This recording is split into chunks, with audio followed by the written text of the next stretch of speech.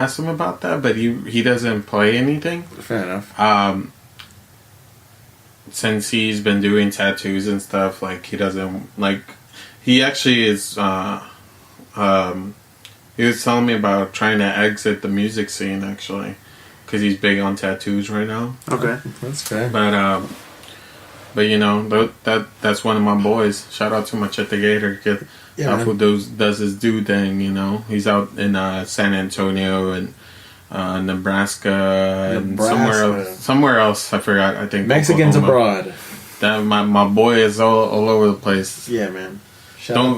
Only a certain people call him by his real name, and everybody else is Machete Gator. Shout out to brown people in weird places. Damn. We out here.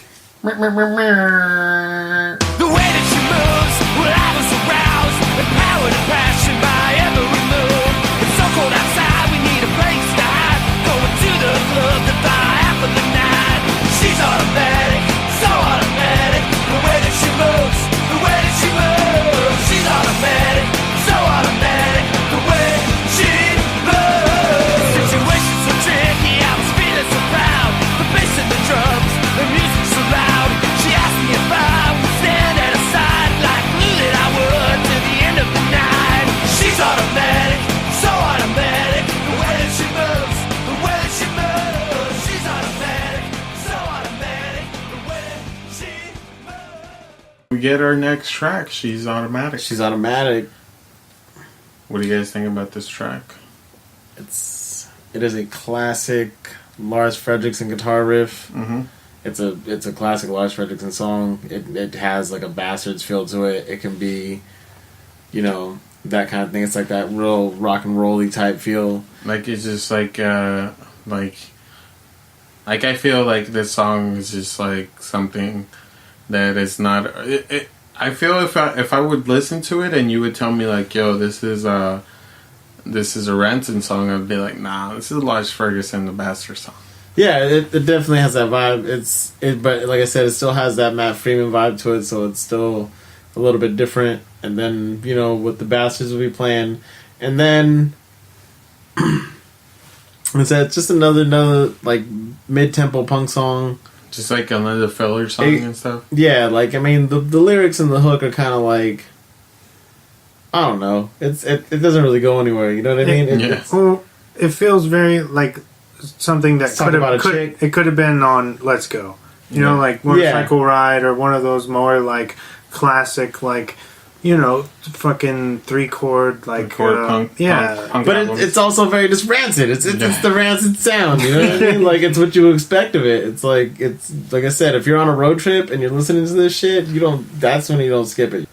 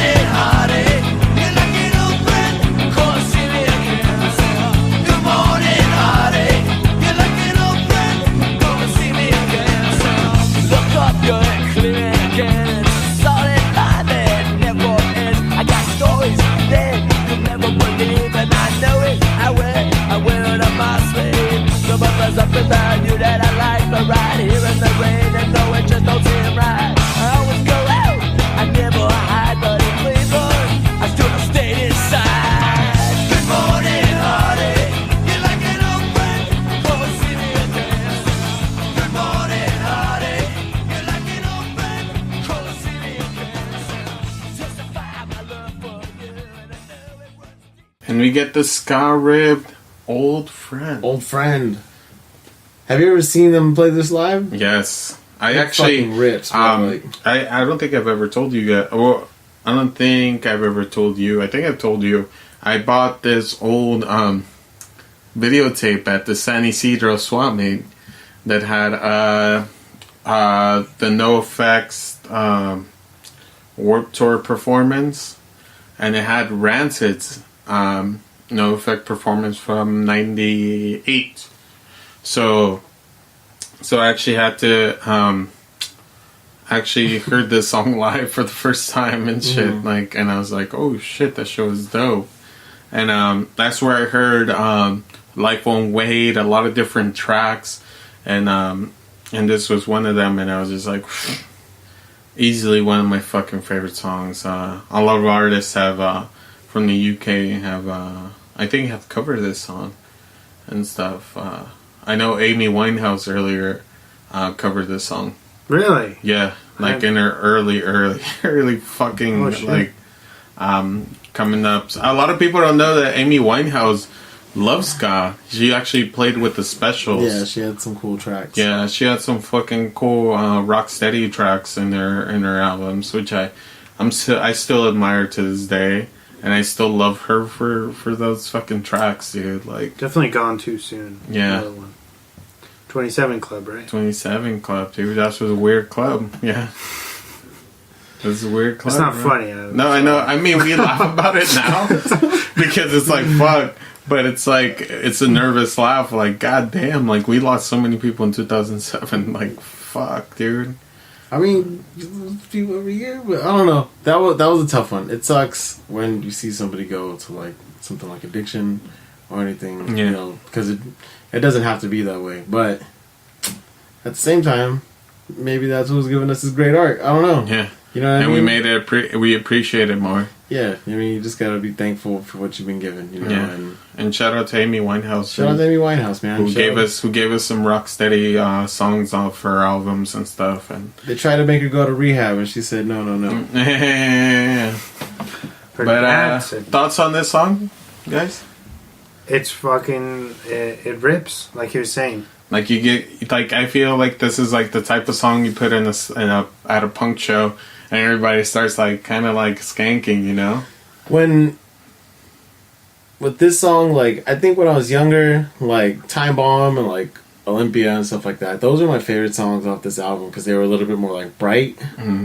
As I got older, like, just like lyrically, I think this became more of my favorite because it kind of felt more relevant as I got older. Like you're like an old friend coming to see me again. It's because you know that bad times and heartache itself are you know, they're coming. They're you know what I mean. Whether you like it or not, it's gonna come. As high as you go in life is as low as you're gonna go in life. And this is kind of a song that pervades that. But you know, the upbeat tempo of it almost kind of gives you like a weird optimistic feel to it. It doesn't feel like a fucking drag. You know, it's just like, you know, you have to get along like an old friend coming to see me again because I know it's gonna come, but I know I'm gonna be out of this eventually, you know what I mean? And it's a good track for that, you know what I mean? As a weathered adult who's seen some dumb shit now. No, dude, I totally get where you're coming from. I feel the same way as far as like you always have to expect the worst to get the best result. I guess if it makes sense to me, but I think when they were writing this shit, I feel like they were like talking about that, about how, like, you know, your bad vibes always come back, the bad shit always come back, you know, like a karma song. I feel. What do you think, Wesley? Or just sadness in general, you know, like it's inevitable. Yeah. You're gonna feel it at some point, and I think Adriene kind of hit the nail on the head with saying like this song is something that you appreciate as you've gone through life and you're now seasoned and you've experienced all these things. You go back and you listen to something like this, and you're like, wow, now I get it. You know, that little light bulb goes on, and it's a beautiful thing. And structurally, this song is very catchy, fun. And I can, you know, and live it's amazing. Yeah, you got that little, you know, that little guitar riff is fucking great. This shit comes on, I'm fucking hopping in the pit like immediately, like I'm dropping my shit and like whatever I'm doing, it doesn't matter. It's one of those.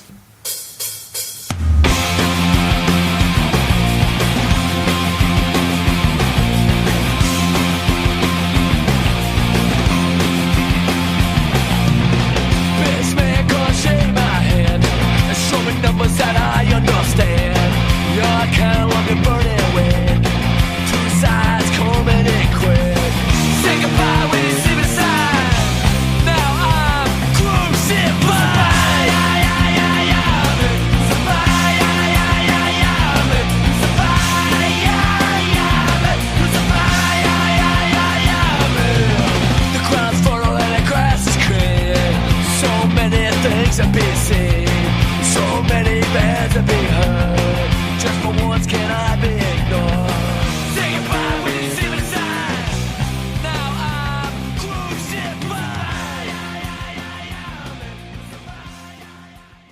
disorder and disarray.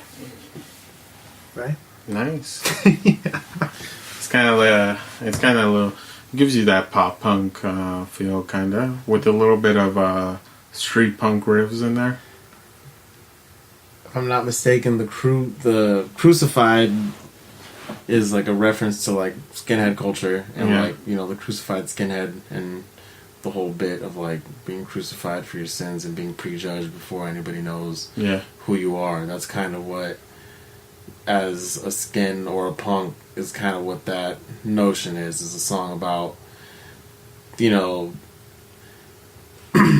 about presenting yourself to the public and having like a preconceived notion of you before anybody knows who you are, what you're doing, or anything like that. You're being crucified. Yeah, like you could be like a fucking have a bachelor's degree in like whatever fucking field, and because you dress this way, people think that you're nothing, dirtbag that doesn't amount to anything.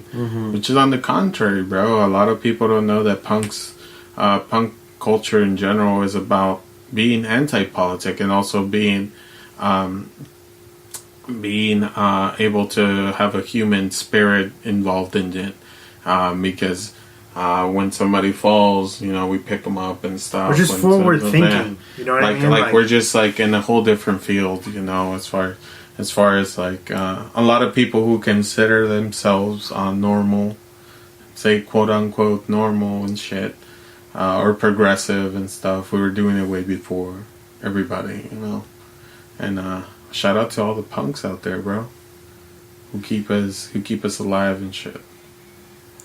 I guess just trying to be decent human beings, you know? It's just about, and it's not, punk for me has never been about fashion rather than, you know, it's like a state of mind. Yeah.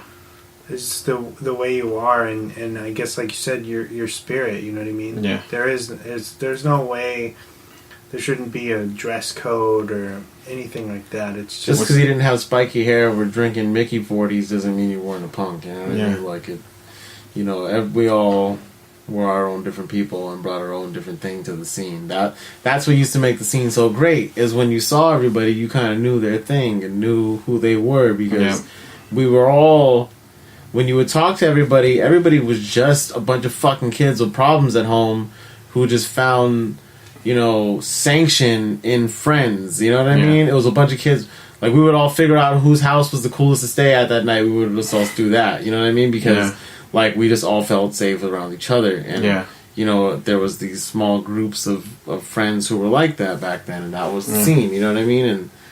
And that's crazy, right?